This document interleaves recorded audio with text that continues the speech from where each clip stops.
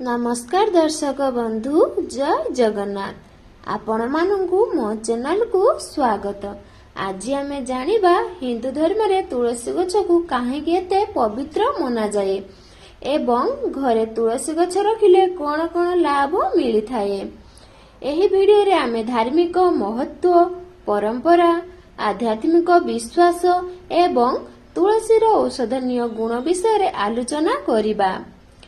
दर्शक बंधु, हिंदू धर्म रे तुलसी को माँ तुलसी बोली सम्मान करा जाए। पुराण अनुसार तुलसी देवी भगवान विष्णुकर अत्यंत प्रिय। सेथिबाई भगवान विष्णु, श्रीकृष्ण और जगन्नाथ महाप्रभुଙ୍କ पूजारे तुलसी पत्रर विशेष महत्व रहिछि। अनेक भक्तଙ୍କ विश्वास जे तुलसी पत्र बिना विष्णुଙ୍କ पूजा असंपूर्ण रहि जाए। एबे आसंतु जानिबा घरे तुलसी गछ रखिले कोन कोन लाभ मिले। प्रथम कथा, तुलसी गछ घर रे भक्ति और पतिव्रतार प्रतीक बोली मना जाए। अनेक परिवार रे सकाळ और संध्या रे तुलसी पूजा करा जाए। यह परिवार को प्रार्थना और आध्यात्मिक जीवन सह जोड़ी रखे। द्वितीय कथा, धार्मिक विश्वास अनुसार जो घरे तुलसी नियमित पूजा हुए सेठारे भगवान विष्णु और माँ लक्ष्मी को कृपा रहे बोली मना जाए। यह एक आस्था जहाँ अनेक परिवार पालन करती। तृतीय कथा, तुलसी एक औषधनीय उद्भिद। आयुर्वेद रे तुलसी पत्रर व्यवहार बहु वर्ष धरी होई आसुछि।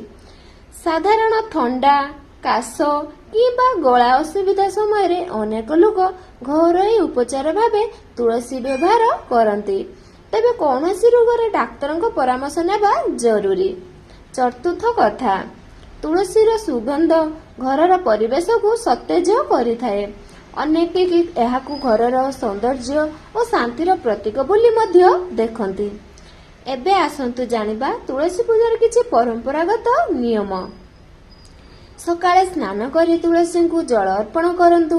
संध्यारे दीप जाली प्रार्थना करि पारिबे। तुलसी पाखरे सफा सुथा परिवेश रखंतु। विभिन्न अंचल रे तुलसी पत्र तुलिबा संबंधी भिन्न भिन्न परंपरा रहिछि। तेणु निज परिवारर रीति को सम्मान करंतु।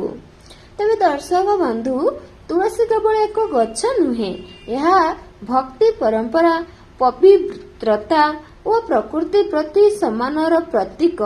आमे जदि भक्ति, सत्य और भल कर्म सह जीवन बिताऊ तेबे सही मार्ग आमको आध्यात्मिक शांति देई पारे। आपनଙ୍କୁ এই ভিডিও ভাল লাগিଥିଲେ निश्चय लाइक करंतु, शेयर करंतु एवं झरणा क्रिएशन चैनल को सब्सक्राइब कर दियंतु। एही भली धार्मिक और ज्ञानबोध वीडियो पाई आम सहित जोड़ी रहंतु। धन्यवाद। जय जगन्नाथ।